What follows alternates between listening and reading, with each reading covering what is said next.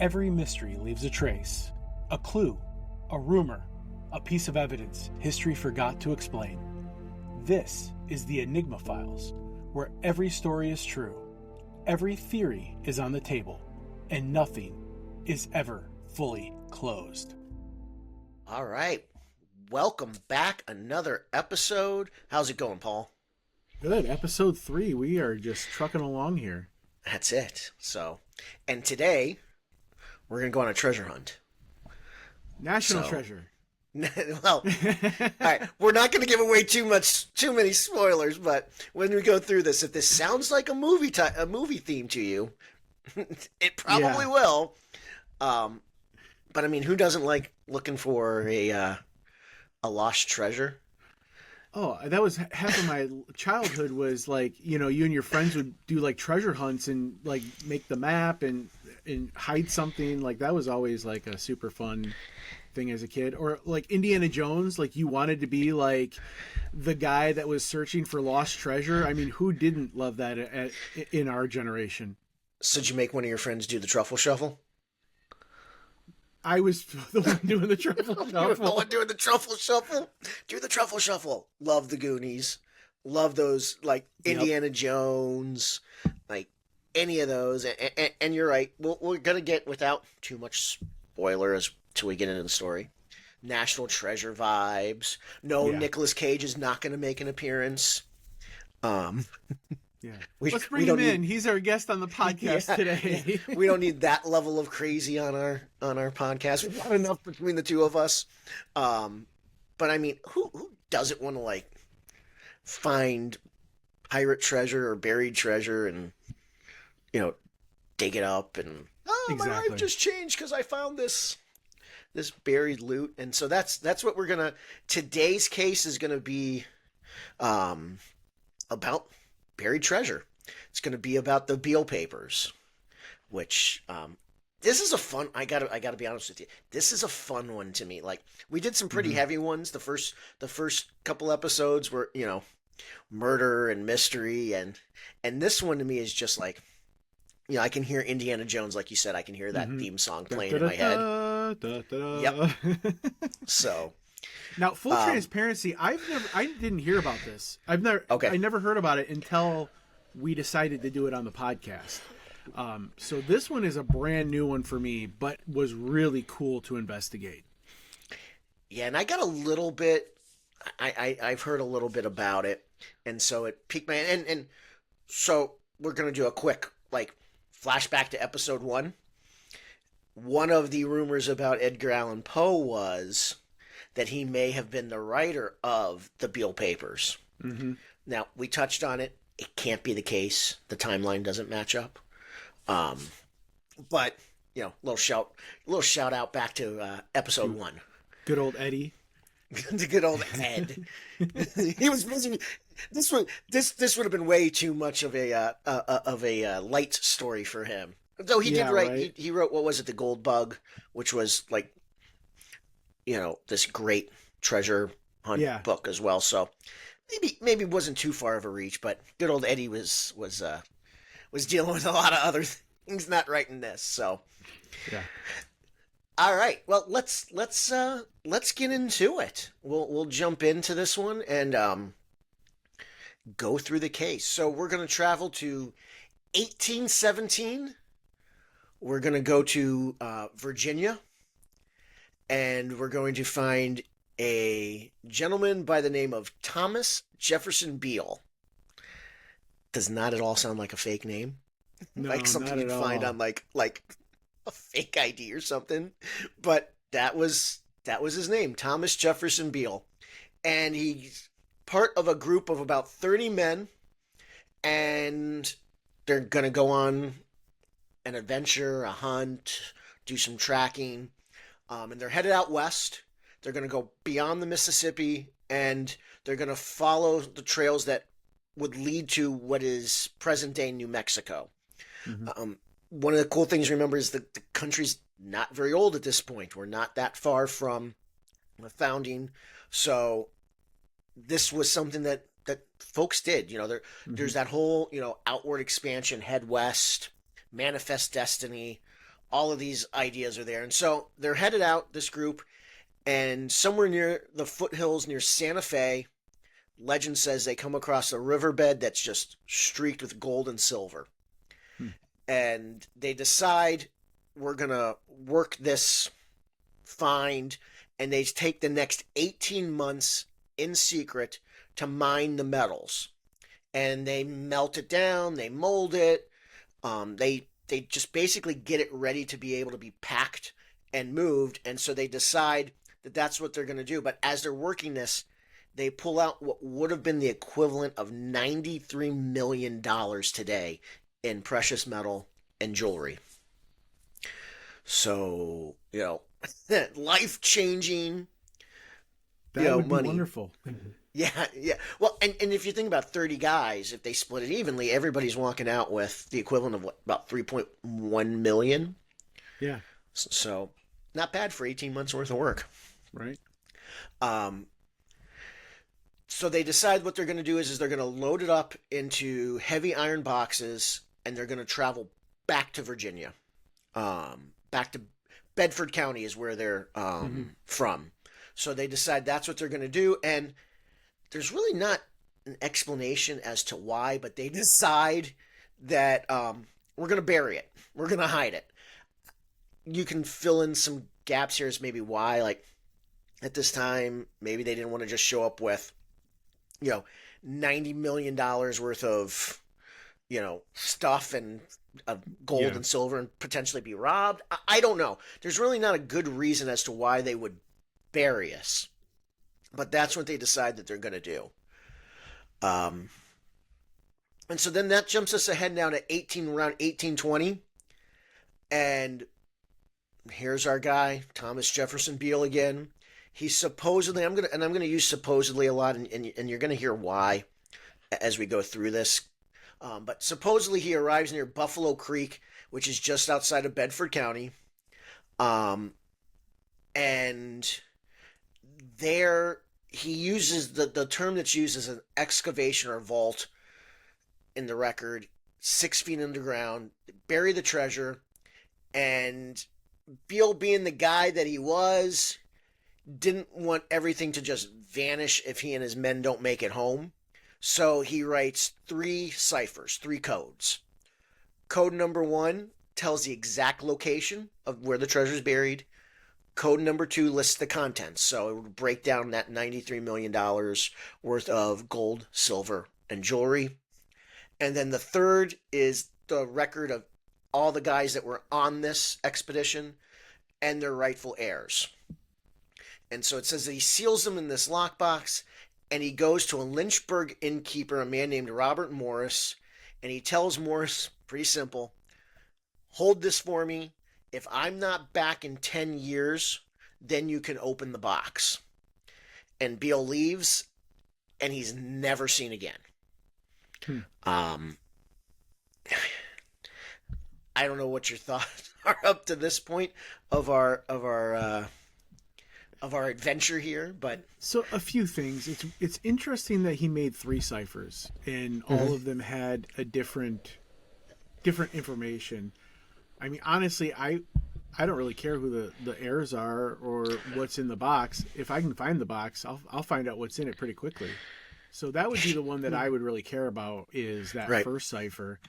And I'm also kind of thinking it's buried, and I kind of was going along the lines that you brought up that, back then, you think about like the Wild West, you think about this like wild age of America, even you think of like people like Billy the Kid, there's a lot of robbers out there. And I mean, you don't want to be caught with, was it 91 million or whatever million dollars? Yeah, $93 million in like gold and precious metals. I mean, that's, and if you find something like that and you're headed back, this isn't you hop on an airplane, you're riding back, someone overhears you talking, word gets out, I'm sure he was just trying to protect that investment, that 18-month investment that he made with these people. So it's definitely already starting to sound like something that I would get excited about and want to go find. Well, and loose lips, to your point about like safety. There's 30 guys. Loose lips sink ships. Exactly. It's going to be kind of hard to keep 30 guys quiet. If you want to, I mean, you're in a saloon. Oh, we were just over here, and we found all this, gold and silver, and yada yada. Yeah, and it would be interesting to see, like, too, once you show back up and all of a sudden everybody's a millionaire.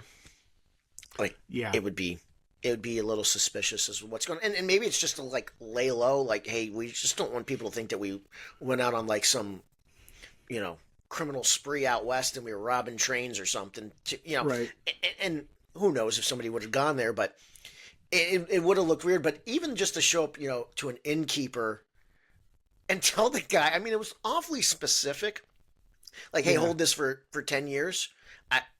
And if I come back, that's a weird amount. That's a weird date. Like 10 years. Go ahead and open it up. Like, why wouldn't you send somebody back for it? Even if it's not you. It just, there's this concept of, is this real or is it a hoax? Is this real or is this a hoax? And, you could see parts in the beginning where it could be real. People went on these expeditions. People were finding gold and silver in this time because there was nobody out west. I mean, this wasn't a time now where, there's a lot of people living there. It's new territory. So is it conceivable to find stuff like that? It is. But then you scratch your head and you go, why would you bring it to an innkeeper and say to this guy, just hang on to it for me, and if in 10 years I don't come back, it's yours. Then you can open it. I mean, I would have thought within like no time at all, I'd be out there digging up that $93 million and yeah, exactly. living pretty good. Exactly. So, but he's never seen again. Beale's never seen again. And Robert Morris, man, stand-up guy, he holds on to it for a decade, and he does not open it. And 10 years pass, and that's when Morris decides, okay, I'm going to open this box. And inside, there's a letter and the 3 ciphers. The codes are hundreds of numbers arranged in columns. And the letter that accompanied it was written by Beale and explained that the numbers could be decoded using a specific text. But here's the catch. Beale never says the text. Right, the additional part of the cipher.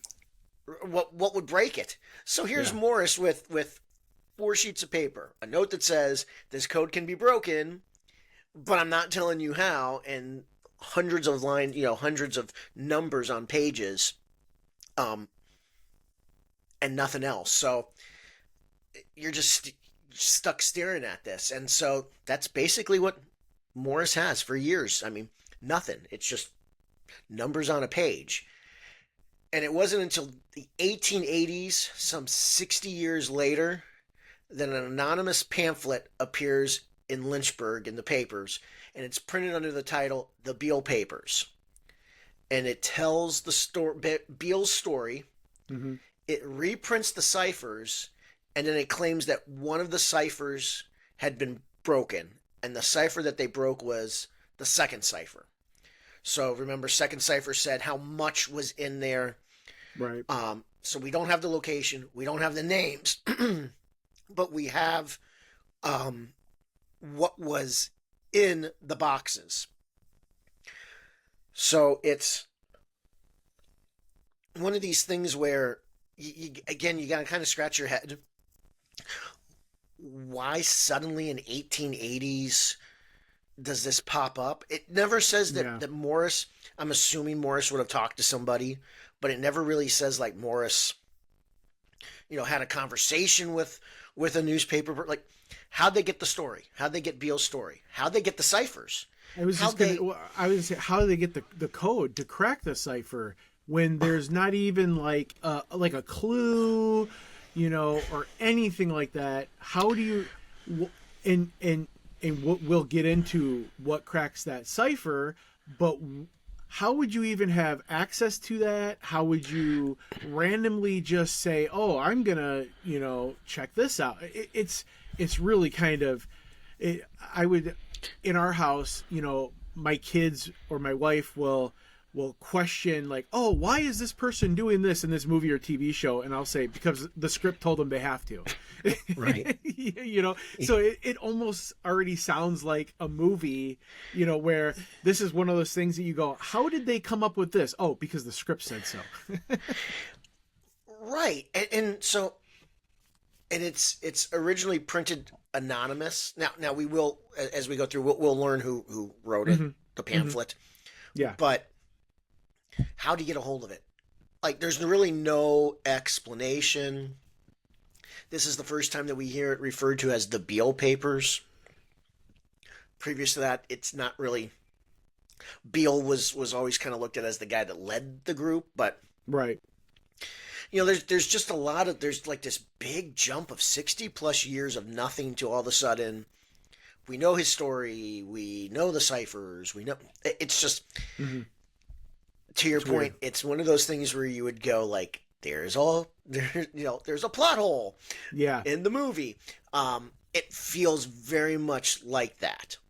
So the man who's behind the pamphlet, again, at this point, we don't know who he is. It's still anonymous. In the writing, claims he uses, ready, National Treasure fans, the Declaration of Independence as the key. It was not a hidden map on the backside. He didn't have to do anything like that. But what he did is he numbered each word, and then matching each number from the cipher to the first letter of that word, he gets a message. And it reads this: I have deposited in the county of Bedford, about 4 miles from Buford's, in an excavation or vault 6 feet below the surface of the ground, 2,921 pounds of gold, 5,100 pounds of silver, and jewelry valued at $13,000. But the first and the third ciphers, the location and the names, are not solved. So, to your question before, what in the world makes you go look at the Declaration of Independence? What you go to like statistic type things. What are the odds statistically that would be? You would figure out. Now if he was like a history buff, I could say, oh, maybe it's a historical document or something like that. But it's so weird that this person would just randomly figure that out. That type of thing. The only thing that I could get to is age of the country. So we're still within about 100 years.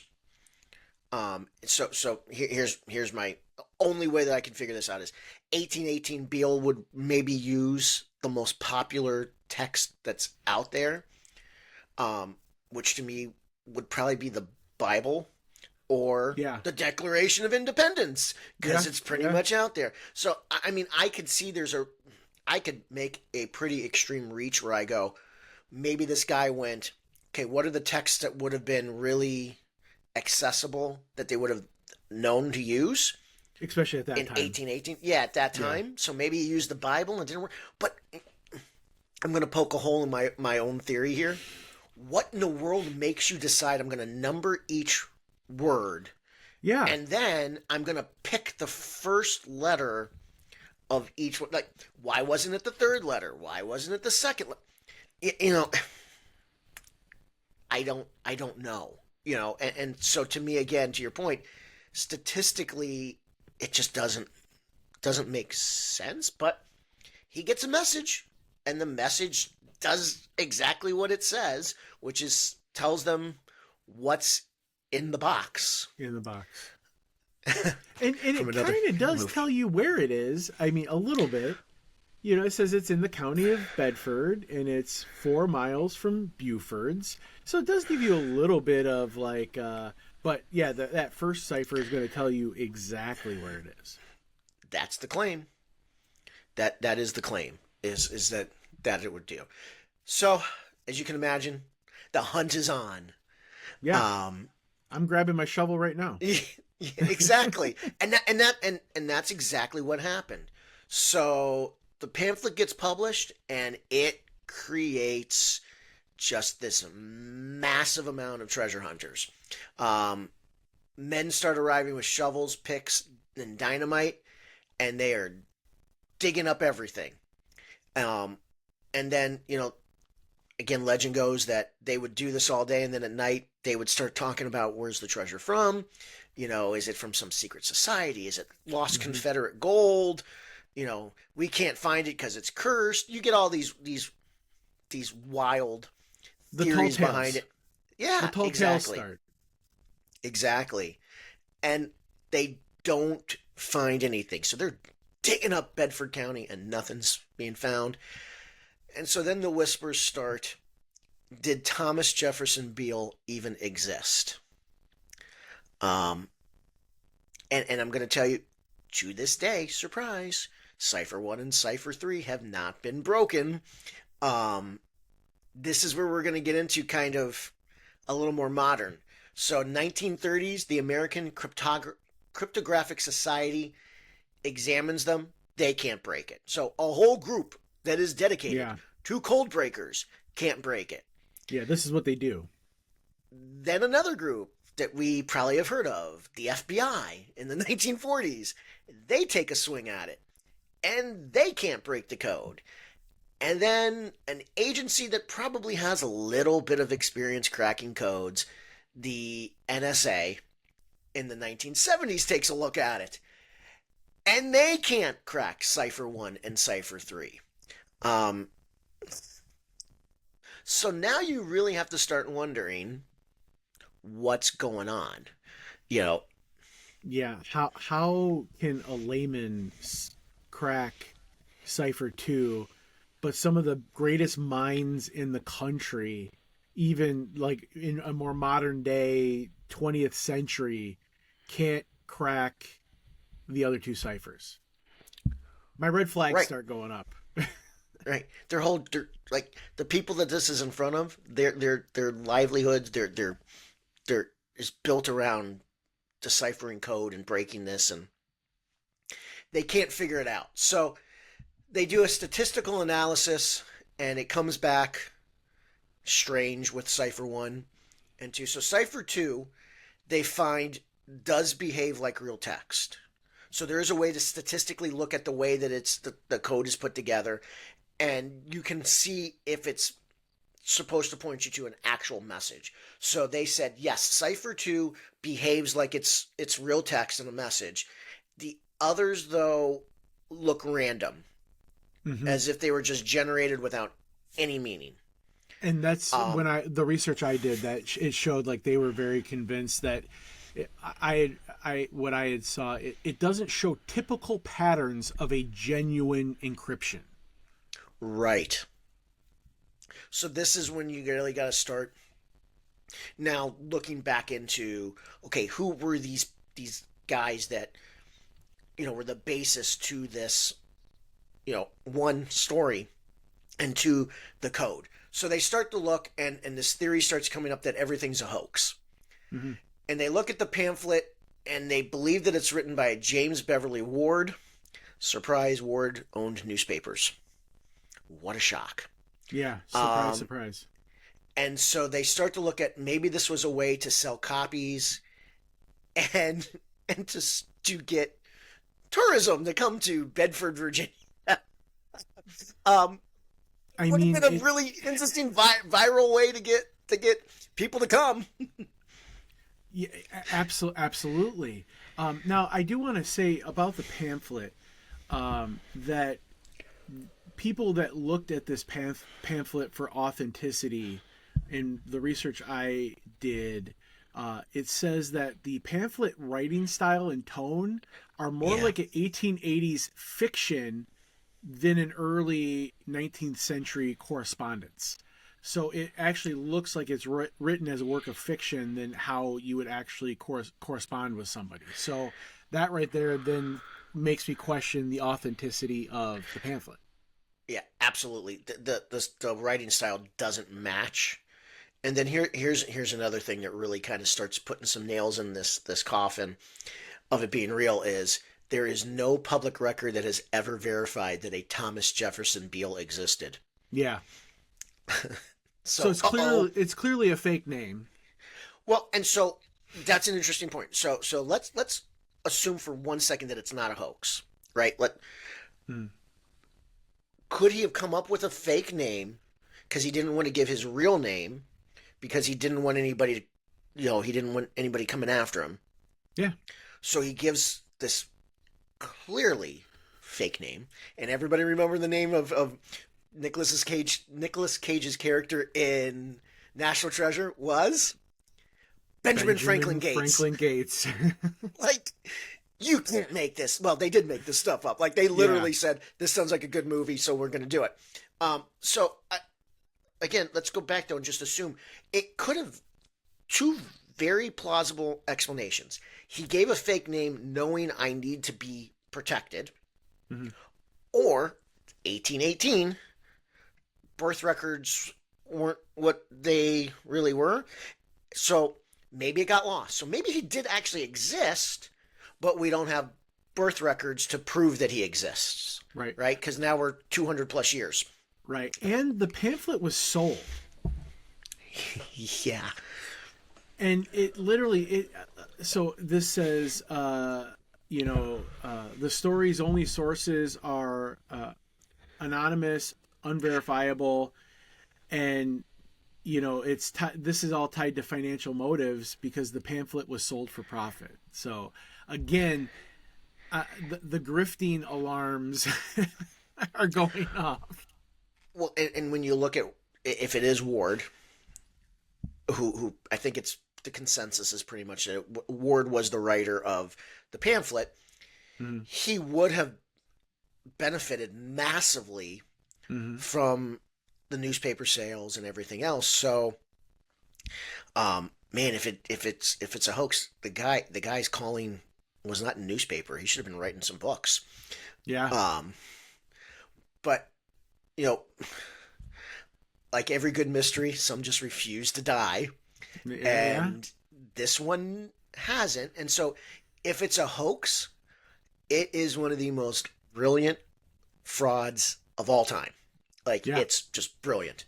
And then if it is real, that means somewhere in Virginia, there is a fortune buried underground that's waiting for somebody to find it. So again, this is where you kind of go, oh man, how cool would it be to dig up and find $93 million worth of treasure. But modern code breakers have used computers and AI. They've run thousands of possible key texts. They've used the Constitution, Bible, works of Shakespeare, all sorts of things. They are yet to solve it.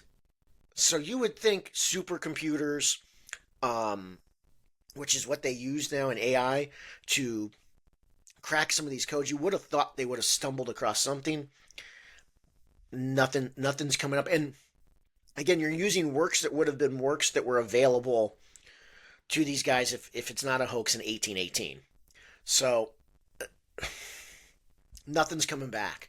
And so, but even to today, Bedford County today, they have signs posted that are no trespassing, no treasure hunting. There's all sorts of stories from locals where at night they'll see people sneaking around with metal detectors and everything else. And here's the human side. Even if it's a hoax, I think you still got to go, but maybe there's some truth to it. You got to at least try. Right. Yeah. Absolutely. And we'll dive into kind of these theories behind it, as to why maybe it hasn't been broken. So one of the ideas as to why, and this goes in the box of it's real, is researchers have scanned the ciphers looking for linguistic patterns, and basically again, it's looking to make sure that this can add up as a language. And what they're seeing is that there's just repeating clusters, there's mathematical regularities, but no one can say 100% for sure if there's a message or not. Mm-hmm. Or does it just mimic the appearance of one? Again, really good hoax. But what folks who kind of check the box and say this is a real thing say, well, maybe it's a book cipher to maybe a now lost edition of the Declaration of Independence, which did happen. There were other editions that were out there, so maybe we don't have the right edition, mm-hmm. or others think that maybe Beale used multiple encryption methods so that not one single code breaking skill could break the code, especially since he gave the location. Right. I don't know what you think about that one. I mean, I would try to make it as hard as possible to find $93 million. And maybe that's true that, yes, the second cipher was this type of cipher, but then the other ciphers are going to be different to make it more difficult. But, of course, the 12-year-old boy that's like inside my heart, like wants this to be so true. So is it possible? Yeah. I'll give you possible. So I'm with you. Like the little kid in me is like, please let there be a buried treasure. Please let there be a buried treasure. Man, I think we're giving somebody, and obviously I don't know. There's no way to know what Beale's education level was, mm-hmm. but I'm going to assume in the 1818s, we're not dealing with a rocket scientist. No, he can probably do basic math and maybe read. I mean, obviously can read and write because he wrote a cipher. And, right, if you're assuming that it's real, yes. And right. he understands numbers, so I mean, he at least knows basic mathematics. I just have a hard time looking at this and going, somebody in 1818 is going to write such a complex cipher that today's mega computers. Now, as I say that, if you're a true crime fan, and we're not going to dive into too much of stuff like this, but if you look at Zodiac, mm-hmm. he wrote in code. Those mm-hmm. haven't really been broken. So is it possible? Yeah, I'll give you the possibilities that there are codes that especially old ones that can hold up. I just have a hard time going, this is awfully complex. It's awfully complex. So I'm going to throw a wrench here and maybe just kind of want to hear what you think, because this is one of the paths my mind went down. What if it's a partial truth? What if Cipher 2 is real? Like it's a real cipher, but the other two were created as fakes to throw off. Because remember, I kind of planted that in the beginning, that's weird that it says Cipher 1 tells you the location, but in Cipher 2 it tells you the location. What if Cipher 1 and Cipher 2 were made as fakes to throw people off? 1 and 3, you mean? Yeah. 1 and 3. But 2 is real. Interesting. I had not thought about that. So, man, that's an, that does throw a wrench in things. That does make it interesting.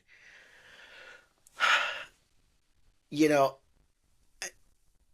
if it were me, I'd want to know the truth, and then I would want to give out the disinformation to everyone else. Throw a red herring.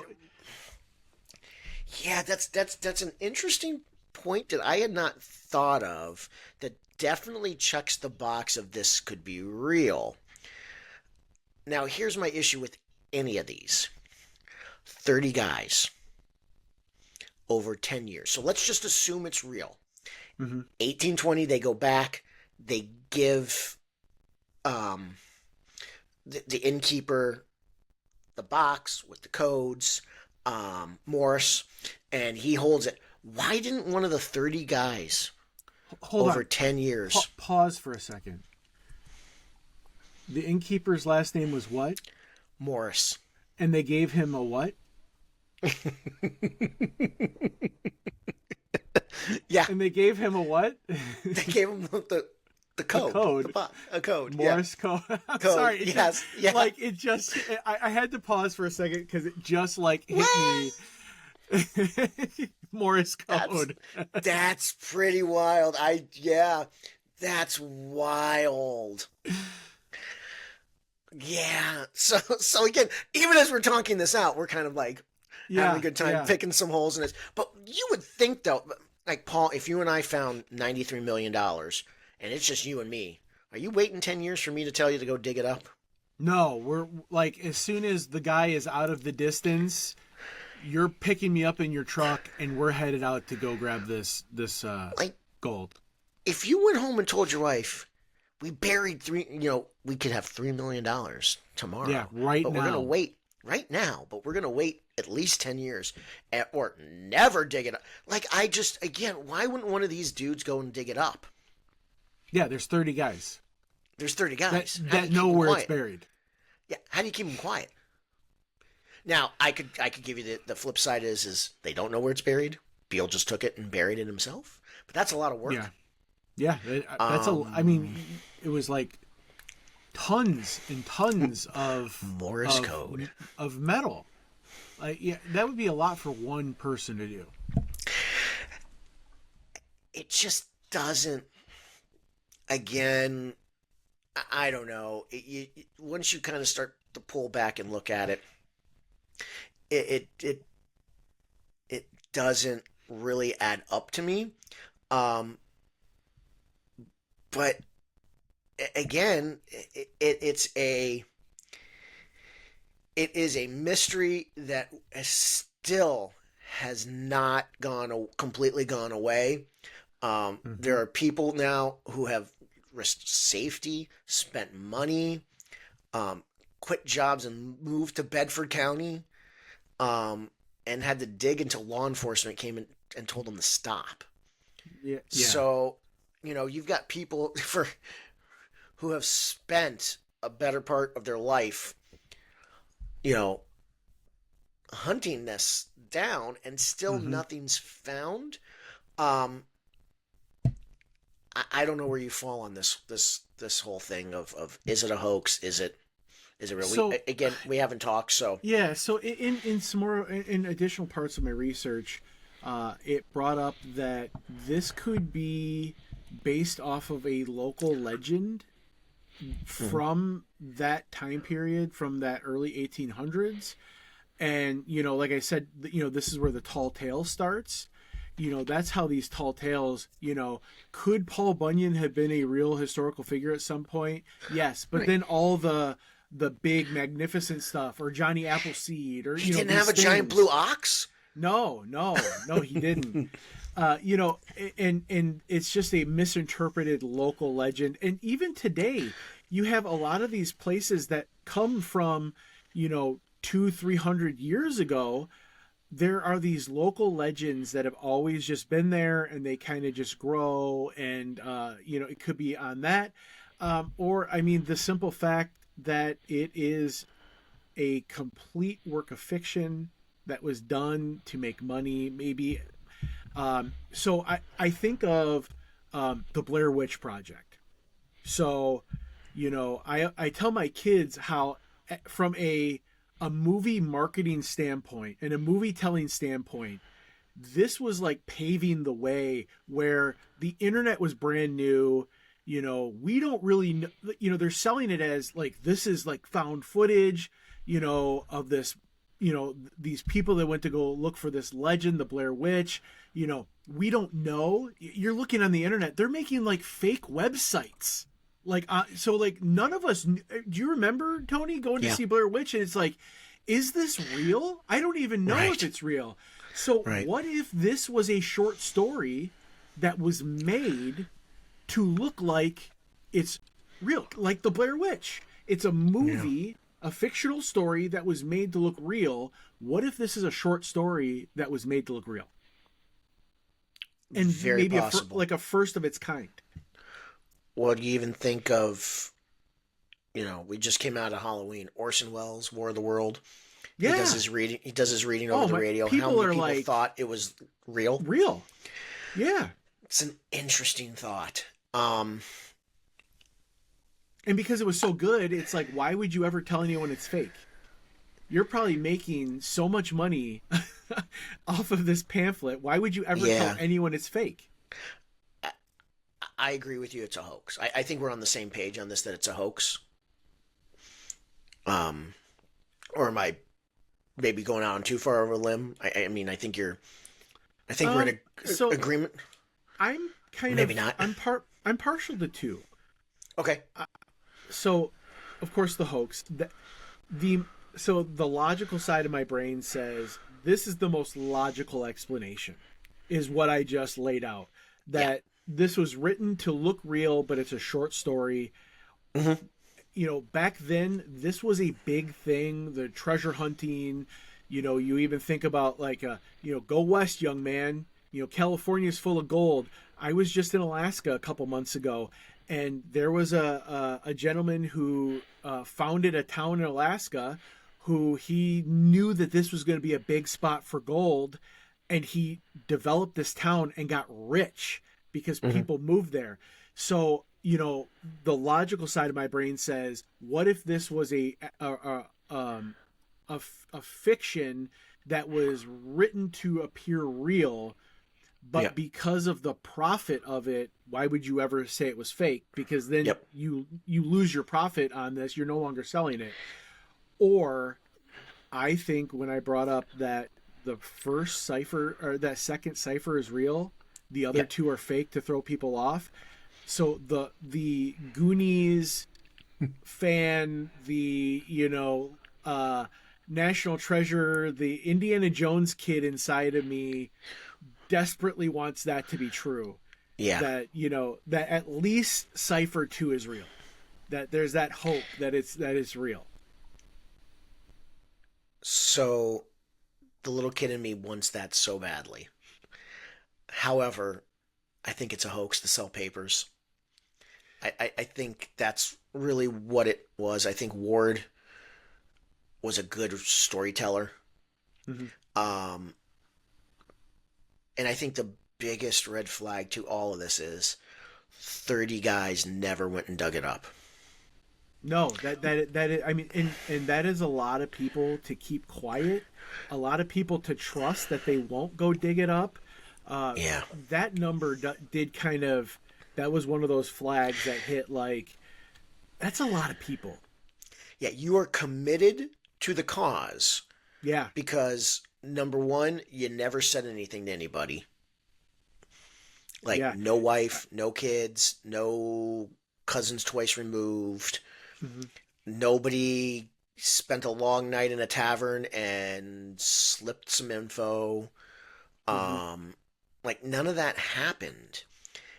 And to me, if you got the chance, okay, your choice is live a frontier life and be poor and scrape by, or go put in a little, hard day's work and dig up some treasure. It would have seemed like somebody would have gone back and gotten it. Unless they made you you look at the Bible, like blood covenants, if you made a covenant like that I don't know. Again, I think that little adventure inside of me just desperately wants it to be true. 100%. But man, I'm going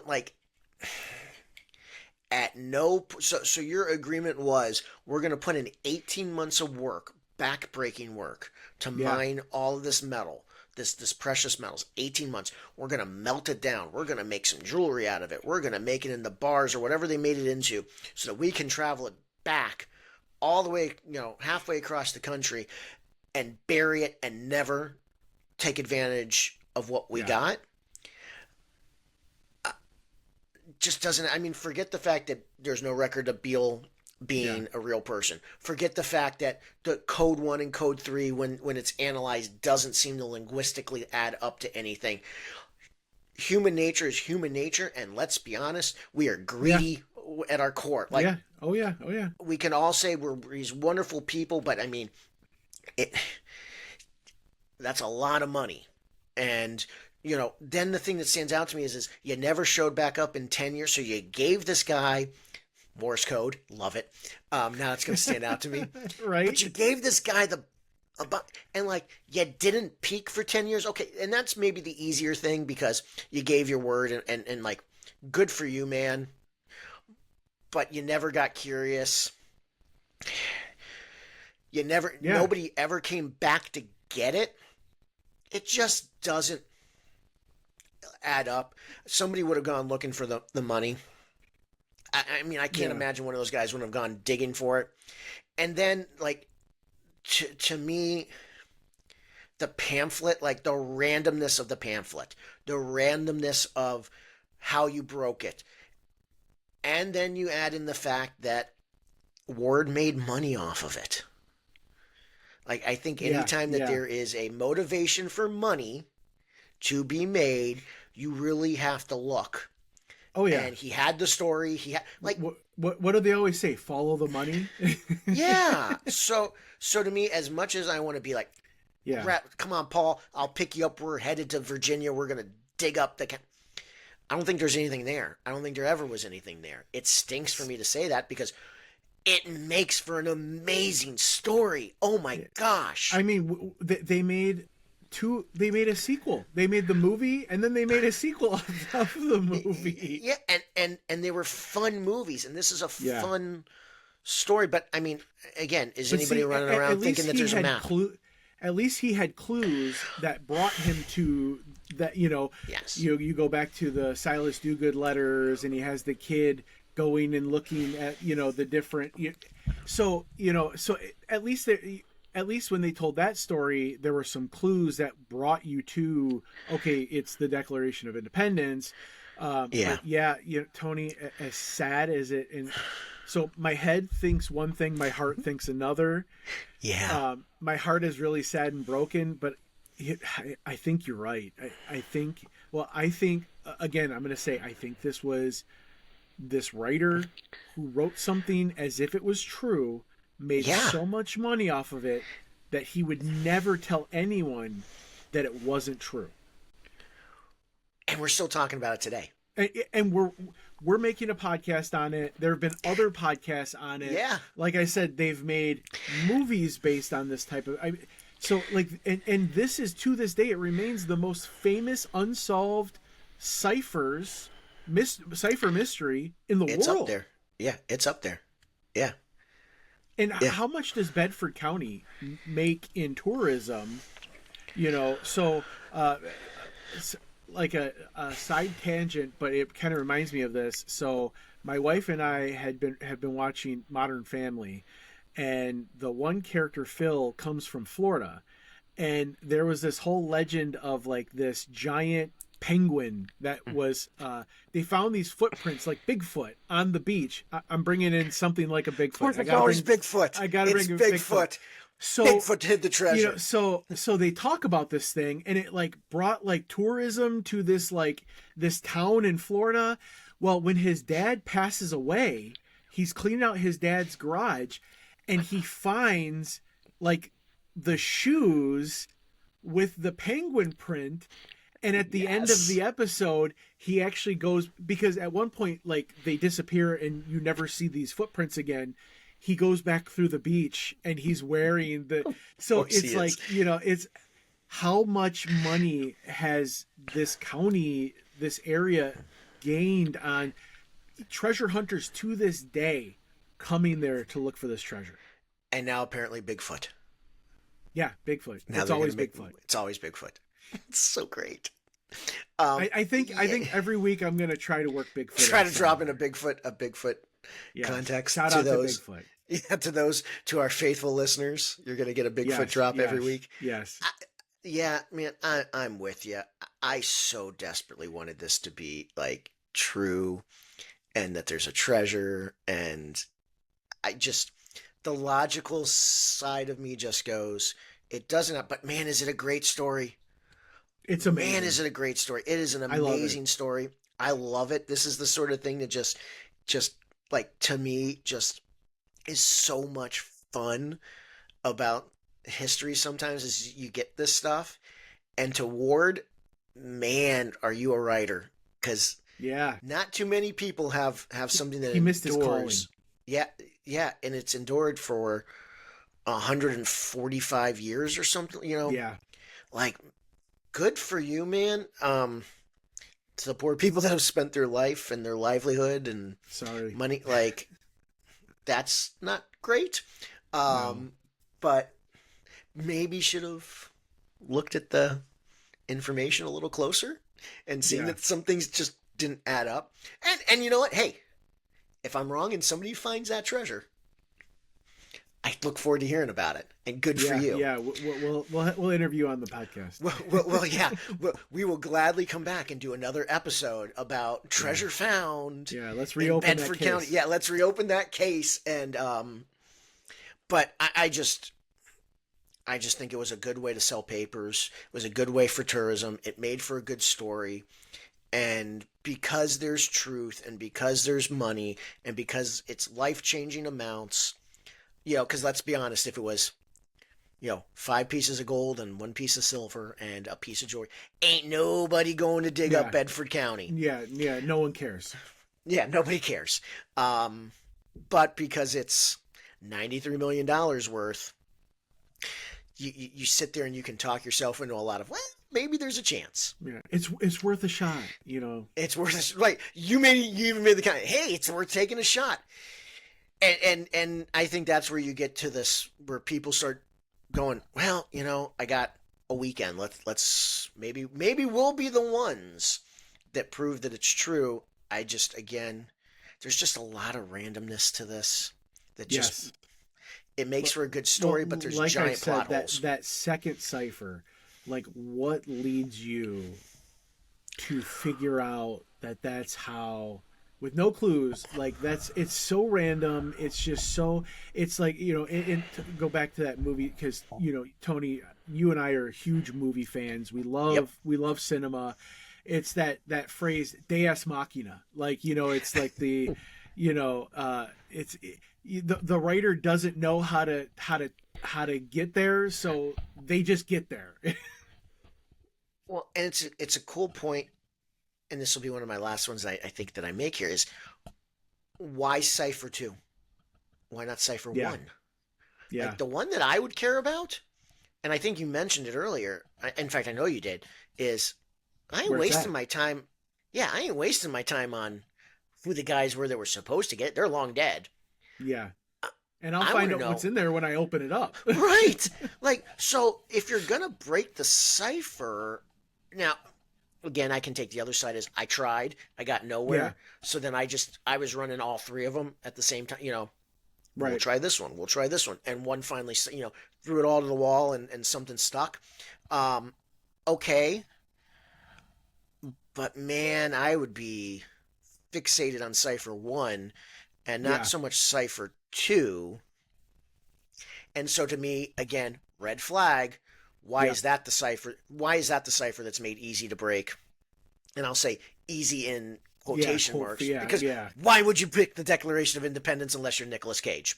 You just wouldn't. But man, is this one fun? Yeah, it was fun. This one's fun. And like you said, this one was lighthearted. The first 2 were a little heavy, a little darker. This was just a fun, lighthearted thing to go through, and I really enjoyed it.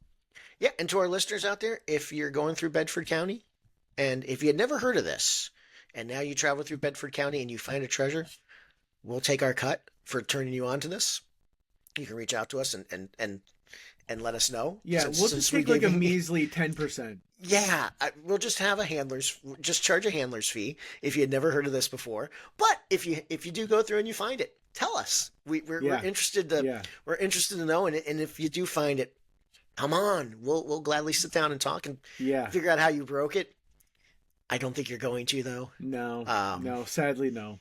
Sadly no. But this was a fun one. So another case closed, or maybe not.